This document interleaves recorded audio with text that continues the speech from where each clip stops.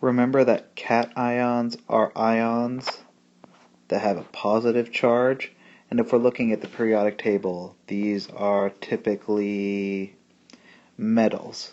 Okay, so these guys pretty much all right here, and including aluminum, which is right there. These also are cations and metals. These ones down here we will talk much less about in this class, and you'll see them at the college level at a much more greater frequency. So again, cations are positively charged ions and are almost always metals. Then anions, keep in mind, are negatively charged ions, and these are non-metals.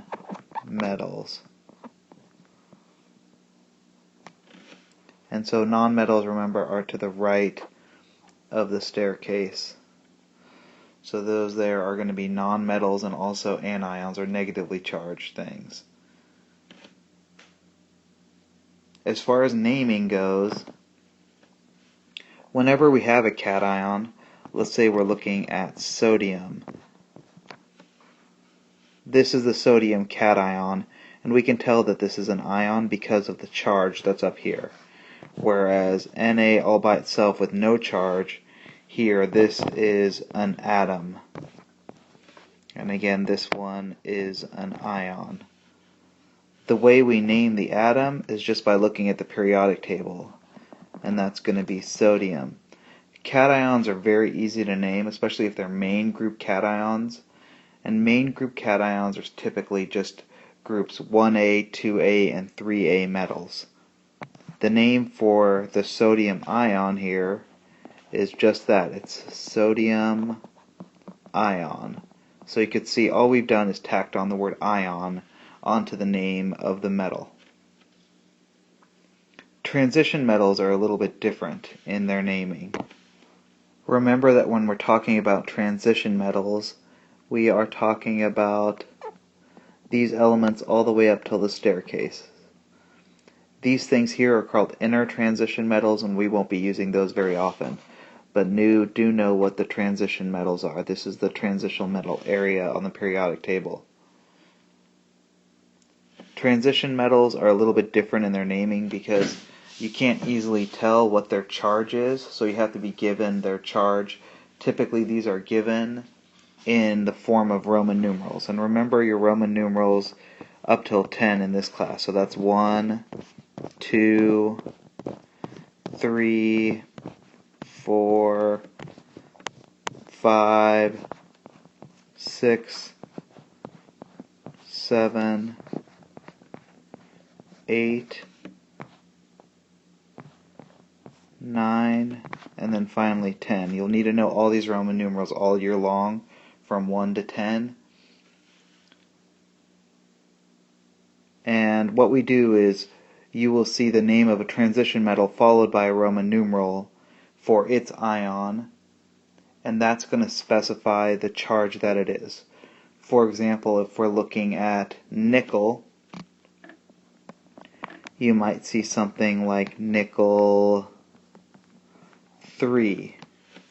And what nickel 3 is Ni plus 3. We know that nickel is a metal, so that we know that this Roman numeral is indicating to us a cation or a positive charge. That's why we know it's plus 3 versus minus 3.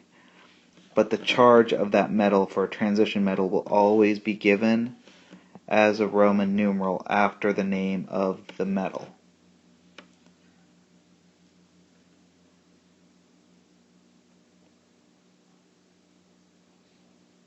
Anions are going to be a little bit different, or nonmetals.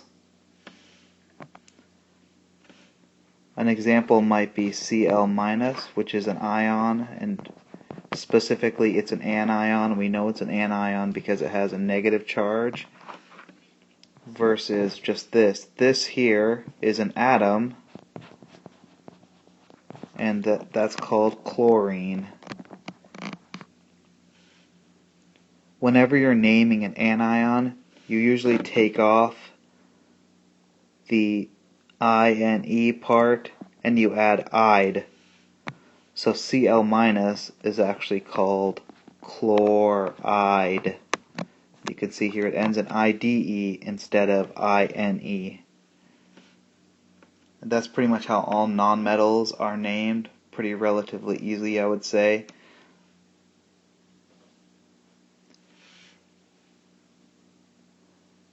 Let's see, the next example here is for aluminum. Now if you look at the periodic table, you will notice that aluminum is in group 3, and as we talked about in a previous video, that means that it has a +3 charge.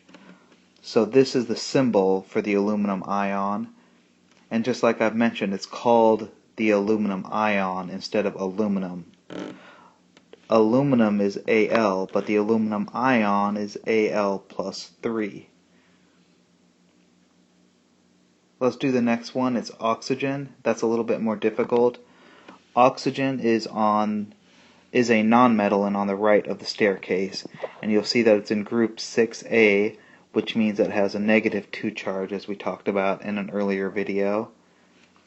And while O by itself is called oxygen,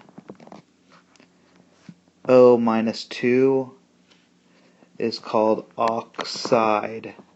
This is one of the few exceptions where we're not taking off the INE and adding "ide."